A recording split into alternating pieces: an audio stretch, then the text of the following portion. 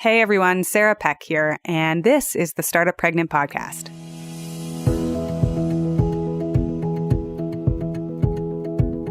Hi everyone, I am so grateful that you are here listening. It means a lot to me that everybody is listening, and I've been getting so much feedback about this show. So today is a special episode. I want to talk about a couple of things. First, I just counted it up, and we have finished 25 of our interviews with all of these amazing women. The goal is to do 100 interviews with women about their experiences of motherhood, entrepreneurship, leadership, and business. And I wanted to go back and count, and we have finished 25 of them. So it seems like a great time to stop and take a little breather and just reflect. And second, life happens. So one of our core values is that we make a plan and then things don't always go according to plan. So this last month, I knew I would be traveling a whole bunch. I was out for 2 full weeks in March, and for a couple of reasons. First, my sister was having a baby, and then my partner and I decided to take our first grown-ups only, no children vacation. This was the first one since our kid was born. So yes, it was lovely, and yes, I highly recommend it, but I planned ahead. I've been getting ahead on the podcast episodes and editing, and I've had everything in the queue, and I had stuff planned out in advance. However, things don't go according to plan, and lo and behold, I got behind. So this episode is just me this week. We'll be back with our interviews next week, and I want to talk about some of the things that I got to see and remember just by being around somebody who is right in that moment of giving birth.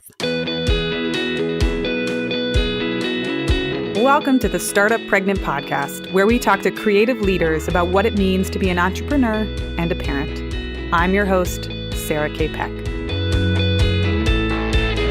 As always, hit subscribe wherever you listen to podcasts, and if you have a minute to leave us a review, we would love that. If you need any of the show notes from the show, head to startuppregnant.com.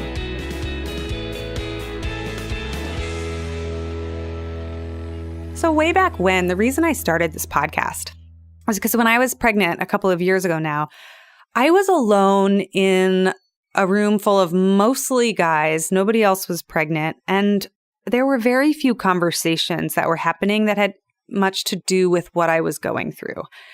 I found that I intensely craved other women and other parents, and I wanted people to talk to me about their experiences and tell me what it was like and talk to me about what they'd been through. And I wanted honest conversations. I wanted the truth, not this polished, oh, my belly's going to be perfect and it's going to be natural and I'm going to look great and look at this cute maternity outfit and my baby shower is great. Or that hush hush of like, we just won't talk about it. We don't talk about pregnant women. We don't talk about birth. Neither of those was that compelling to me. You know, I'm a data-driven, science-based, also just want to know the truth kind of person. And I wanted to know what the stories were and what actually happened, partly so I could plan ahead better and understand what was going on, and also because I thought it was so strange that we weren't talking about it very much. And I wanted to hear lots of different versions. I realized in my quest for knowledge that I wanted to know everybody's experiences. Well, why was it this way for some people and this way for other people? And what was the range? And what was it like? So today I'm pausing for a moment to take this episode to share with you a little bit of the behind the scenes of this podcast and also talk about what I've learned over the last month. So this month, it's March 2018 at the time of recording. I had a bunch of flights booked out to see my older sister. She was pregnant with her first kid. Actually, the due date was the end of February. And so I booked a whole week to be out there. I live in New York City. She lives in San Francisco or in the Bay Area. And I chose to go out at her 41-week mark because I figured either I'd be there for the birth if the kid stuck around a little bit longer. First-time babies, I think the average is 41 weeks, 3 days. So I figured either I'd time it great and I'd be there for the birth, or I'd be there in the early days to help out with extra hands for breastfeeding and doing the dishes and helping her sleep and fending off visitors and all the work that goes into those early postpartum recovery days. Being there with her reminded me again of how much I'm glad that I'm doing what I'm doing. I'm still boggled that birth seems so hidden and so strange, or that we somehow get inconvenienced in our work life by the arrival of kids. There's this professional football player. He took a leave to miss one game in his professional season so that he could be there for his wife while she was giving birth. And all these fans were like, why didn't you schedule a C-section so you wouldn't miss a game? And he said something like, I'm sorry, I would like to be there for the birth of a human, the one that I am contributing to making. And it was just such a kind of revelation. It wasn't something that was done. And to me, it just speaks to this need, or this, there seems to be this idea that we think birth in human life is so inconvenient at times. Like, we'd like to just organize it and put it all into boxes. And I have nothing against scheduling your birth and adding that convenience and making a C-section. Everybody has a different choice and a different body and a different way of doing what they need to do. I just think, and this is my opinion here, it seems like we keep being surprised that this birth keeps happening. It's like everyone seems so, oh my gosh, why is it happening? Like, there's so many parts of it that are so surprising, and yet it's how we all got here. And it's going to keep happening. Like, if we're lucky, evolutionarily, if we're lucky, we're going to keep having babies and our species will continue to thrive. And yet somehow it keeps surprising us that this is how babies are made. So I just find that a little bit comical, because I think, especially when it comes to business and entrepreneurship and even leadership, one of the goals is that we learn from our experiences, that we gather data, that we gather information, that we make the best possible plans and strategies and predictions based on what we know. And yet there's this kind of like, don't look at birth. Like, don't look at pregnancy, because we can't even consider adding that into the business realm. And I think taking a closer look, which is one of my goals with this podcast, can help us actually make more reasonable expectations and plans, and maybe even help us do business better. Because when I start to look at these things like, well, how do you schedule in a 4-week variation, or a due window instead of a due date? Or how do you plan for things that don't have specificity? Well, that's a challenging skill. And yet growing that skill and being able to do that might actually be really beneficial to all of us.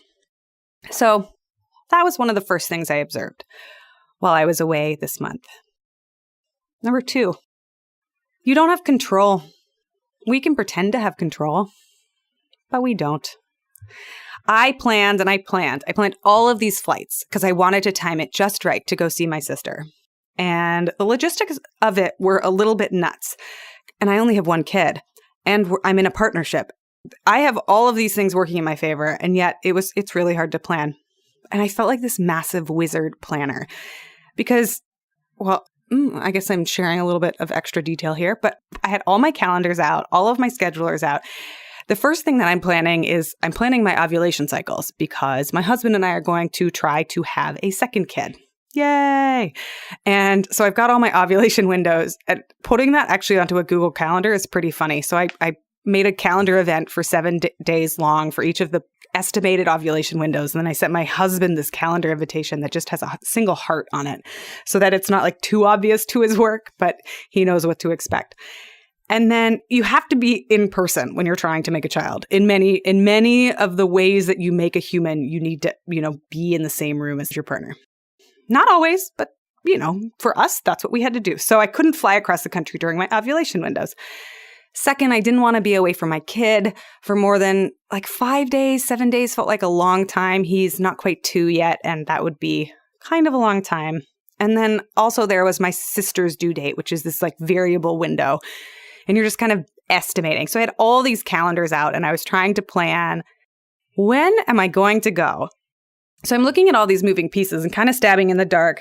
And I pick, 41 weeks, everything lines up. I can still be home to do the deed with my husband, and I can, only miss this number of days with my kid, and it's over this weekend, and this is when the babysitter's coming, and I'll probably be there maybe for the birth. Well, I spent a week with my sister helping plan and prep and taking a bazillion naps, but no baby. I was there from 41 weeks to 42 weeks, and it's just another example of what happens. We make a plan, and then things don't go according to plan. So I turn around and I go back to New York City, and we've got a tight turnaround because I pushed my flights back so that I could stay with my sister a little bit longer. And I could only stay for so long because my husband and I had this vacation planned. We haven't taken a vacation since our kid was born, and we wanted to take some time with each other. I get on a flight. We go to Palm Springs. I highly recommend it. And the baby boy arrives, 42 and a half weeks. And then we get these massive snowstorms back to New York City. Our flight gets delayed by 3 days, but we get rerouted through San Francisco, which is where my sister is. So I had this layover and I got to meet my nephew. And it wasn't planned. I didn't expect it, but I got this extra couple of days to go help and meet my nephew after all.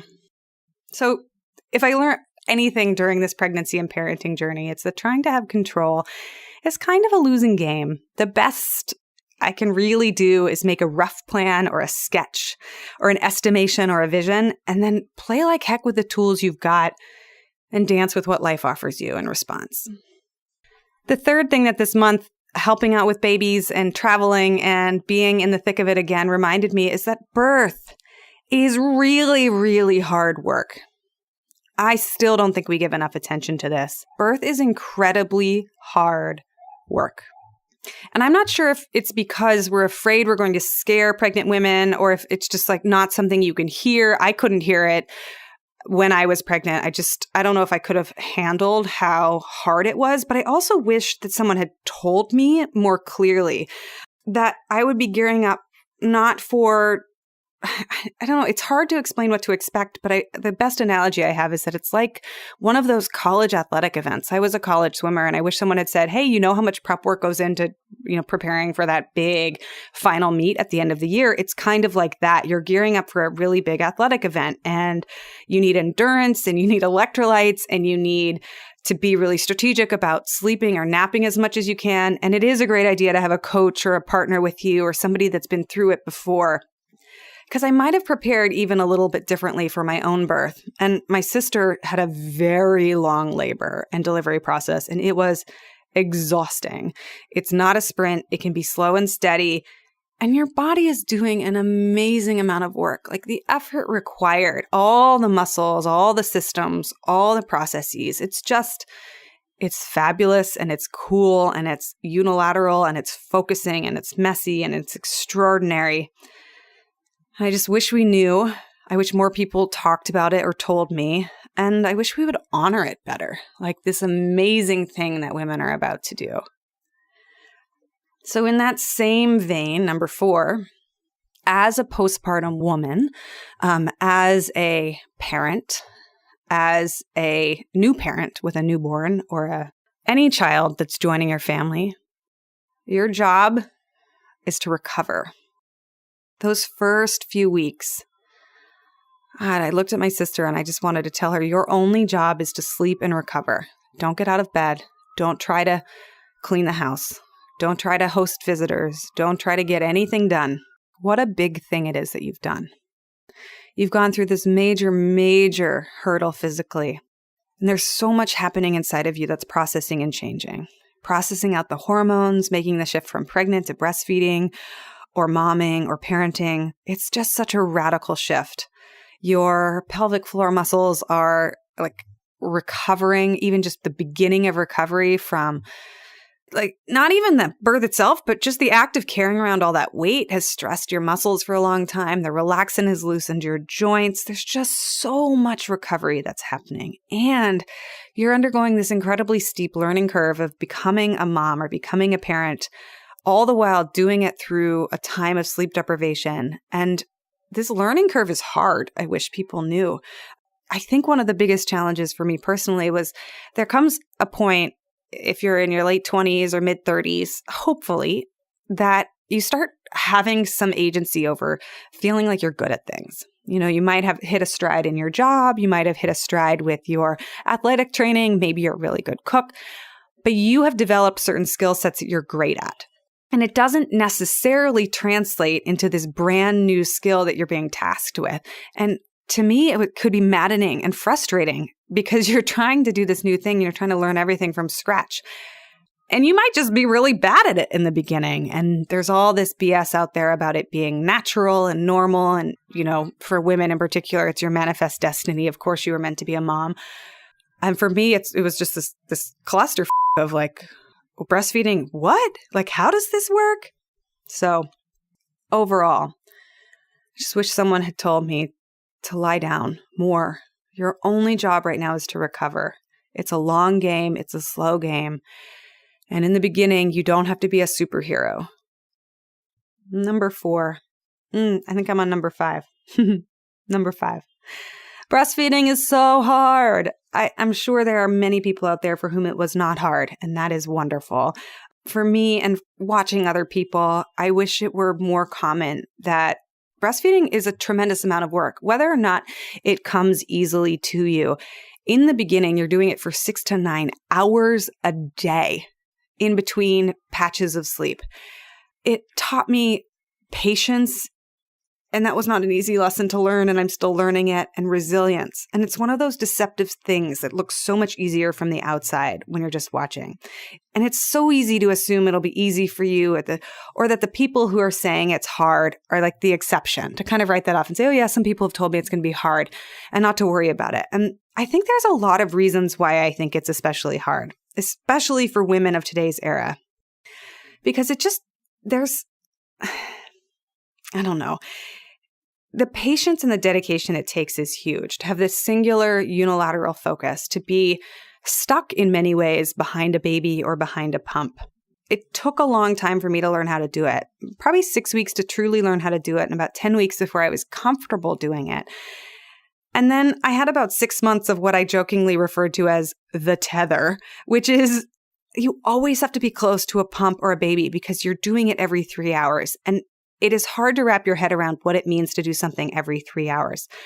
But it shifts so much of your day and your schedule. You can't just travel or go out to a zillion meetings or be zipping from one thing to the next or booking back-to-back meetings in the afternoon for 6 hours.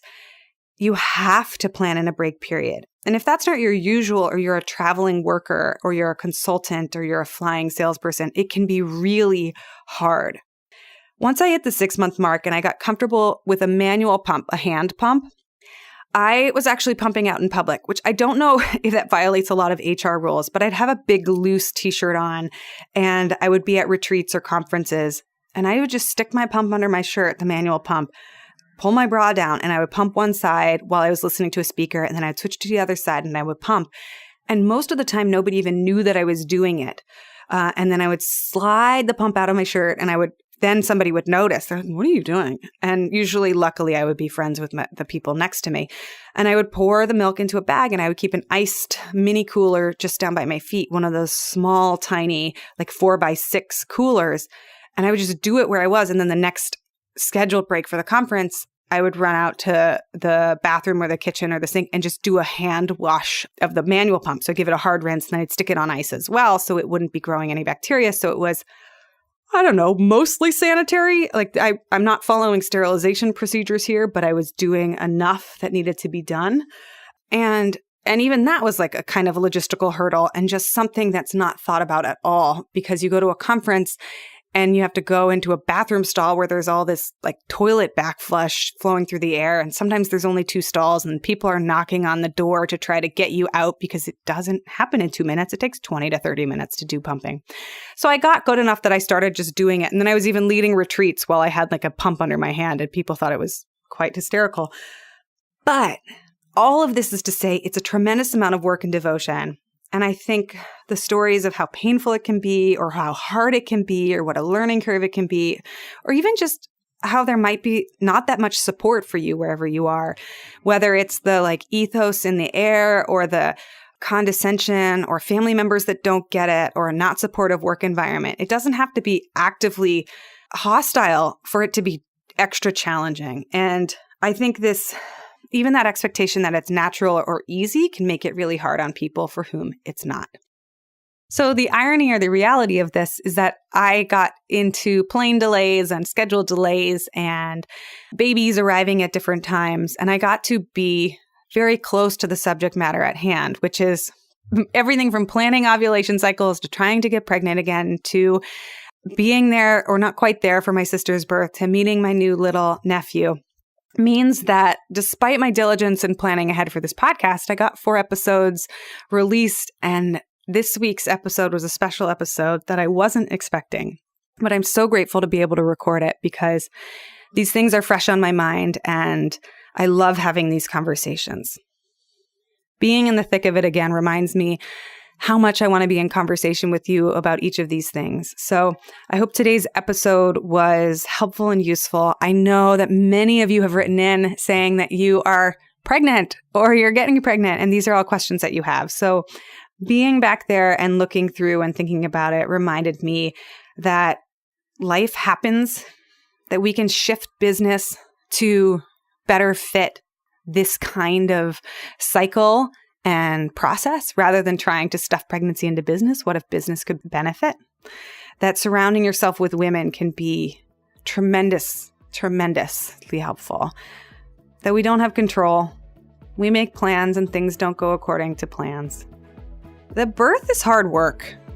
That in those early days, your only job is to recover. And that it's okay if some things are super hard. Breastfeeding for me was really hard. I don't wish for it to be hard for you. I wish that it's going to be blissful and easy for you, every part of it. But sometimes it's helpful to know that birth can be hard, that breastfeeding can be hard, that sleep deprivation is real, and that these are all things that we can plan for and mitigate against if we have honest conversations about them.